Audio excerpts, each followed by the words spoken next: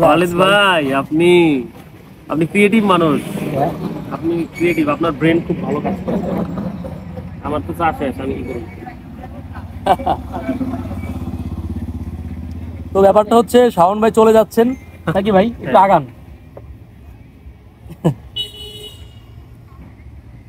তো আমরা হলাম শাওন ভাইকে বিদায় দিচ্ছি। শাওন ভাই কেমন লাগলো?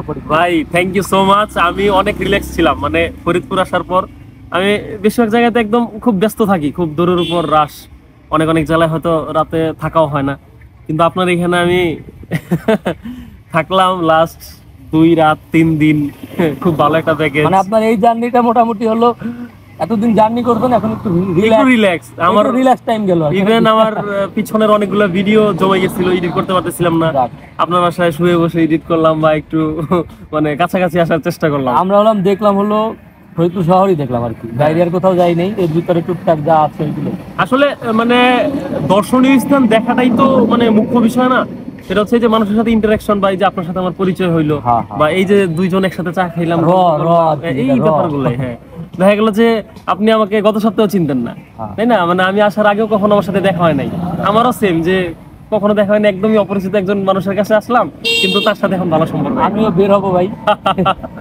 অবশ্যই বের হওয়া উচিত।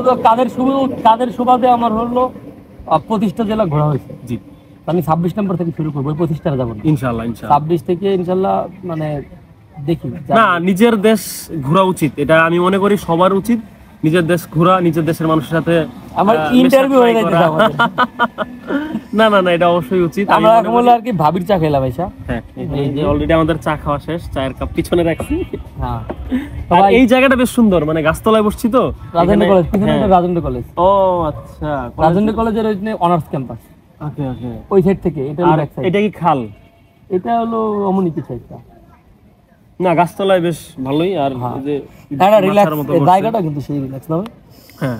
আচ্ছা, আবার দেখা হবে ইনশাআল্লাহ, সবাই দোয়া করবেন, ইনশাআল্লাহ আবার দেখা হবে ফরিদপুরে। সেই সময় পর্যন্ত ফরিদপুরবাসী অনেক ভালো থাকবেন। আমি যাতে আবার মানে আইসাও দেখি যে সেম ভাইবটা আছে, বা মানে সবাই হাসি খুশি ব্যাপারটা। আসলে কি, যেই অঞ্চলেই যাই সবাই তো নিজের দেশের মানুষ, হয়তোবা আগে কখনো আসি নাই, আবার হয়তো আমি নতুন জেলাতেও যাব, যে বাকি জেলাগুলো আছে, মানে চাই যে দেশের মানুষ ভালো থাকুক, দেশ ভালো থাকুক, তারপর হচ্ছে মানে আমরা সবাই ভালো থাকি, হাসি খুশি থাকি, কোনো রিগ্রেট না থাকুক, দুঃখ দুর্দশা না থাকুক, দেশটা অনেক সুন্দর হোক, এটাই খুব প্রত্যাশা আমাদের, যাতে আর বিদেশ যাইতে না হয়, আমরা যাতে আমি যাইতে করতে পারি। আমি বিদেশে গিয়ে দেশকে মিস করতে চাই। হ্যাঁ, ইয়া আমি অবশ্যই অ্যাজ এ ট্রাভেলার হিসেবে আমারও ইচ্ছা। ট্রাভেলার না ভাই, আমি চলে যেতে চাই। আচ্ছা, আল্লাহ হাফেজ, তাহলে বন্ধ করি, আমরা একটু আলোচনা করি। টাটা। তো শাওন ভাই, আপনার এখন কতগুলো জেলা বাকি এখনো ঘোরা? আমার যেহেতু ফরিদপুর 53তম জেলা, আর 11টা জেলা বাকি আছে।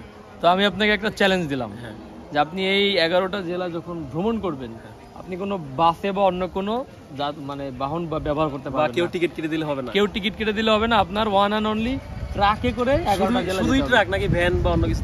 না, আপনি এক জেলা থেকে অন্য জেলা শুধু ট্রাক। আচ্ছা, এখানে তারপরে আপনি ভ্যান টান যান। আচ্ছা, আরেকটা ব্যাপার ক্লিয়ার করি, সেটা হচ্ছে যে 11টা জেলা বাকি, কিন্তু আমার হয়তো বা 15টা 16টা জেলা বা একটু বেশি যাইতে হইতে পারে, মানে রিপিট হইতে পারে। যেমন হচ্ছে যে এখান থেকে ফরিদপুর থেকে কুষ্টিয়া যাবো, যেটা রিপিট হবে, কুষ্টিয়া থেকে পাবনা যাবো, পাবনাও রিপিট হবে, বগুড়া রিপিট হইতে পারে, এরকম হয়তো বা আরো বেশি। এখন যেসব জেলায় আগে গেছি সেগুলা কি আমি অন্য কোনো, আপনার এখন যত মেন কথা হচ্ছে যে এই মুহূর্ত থেকে এরকমের ট্রাক, হ্যাঁ, মানে এই মুহূর্ত থেকে 64 জেলা কমপ্লিট হওয়ার আগ পর্যন্ত শুধু ট্রাক। এটা হলো আপনাকে চ্যালেঞ্জ দেওয়া হলো। আপনার যেদিন লাস্ট হবে, যদি আপনার না পারেন, আমি এটা আপনার কমেন্টে গিয়ে পোস্ট করব। হ্যাঁ, এটা আপনি এখনই আজকেই পোস্ট করতে পারেন। আজকে এটা পোস্ট করা হবে। চ্যালেঞ্জ অ্যাকসেপ্টেড নাকি? ইনশাআল্লাহ সবাই দোয়া করবেন, আশা করি দোয়া করলে আল্লাহর রহমত থাকলে ইনশাআল্লাহ পারবো। ট্রাক খোঁজার জন্য না ভাই, আমরা কি পাবো কোনো ট্রাক? ইনশাআল্লাহ, যেহেতু পেট্রোল পাম্পের সামনে আছি, এই যে পিছনে একটা ট্রাক হচ্ছে তেল নিতেছে, আমি মূলত ওই ওস্তাদকেই কনভিন্স করার ট্রাই করব, কিন্তু ট্রাক আমারে দেখে ভয় পাইছে। হ্যাঁ, আপনি দূরে থাকেন ভাই। না, আমি থাকলে ওনারা নিতেছে না, মনে করতেছে যে আমরা মনে হয় চক্রমাত্র নাকি? না, হ্যাঁ, ওইরকম ভাবতে পারে যে চিন্তাকারী বা কিছু। তো আমার চিন্তাকারীর মতো লাগে সেইটা না, মানে যেহেতু আমি যেমনি ট্রাভেল করতেছি সেই হিসাবে তো আমাদের বাইক থাকার কথা না, বা 2 জন থাকার কথা না। ট্রাক নিবে না আর আবারও ফেল ফেল না, মানে আমি চাইতেছি না, আমি চাইতেছি একটু মানে প্রথমেই যাতে আমি বেশি ডিস্টেন্স কভার করতে পারি, যেহেতু অলরেডি 3:45 বাজে। হ্যাঁ, তাহলে দিনের আলো যেহেতু কম, আমি চাইতেছি আবার কুষ্টিয়া যাওয়ার পর আমার একটা পার্সেল রিসিভ করা লাগবে, যেটা আমাকে গিফট পাঠাইছে। আজকে পাবেন না তো, মোস্ট প্রবাবলি ও না অলরেডি চলে আসছে পার্সেল। আজকে উঠে যাবো তাহলে, আল্লাহ হাফেজ নাকি? হ্যাঁ ভাই, আল্লাহ হাফেজ।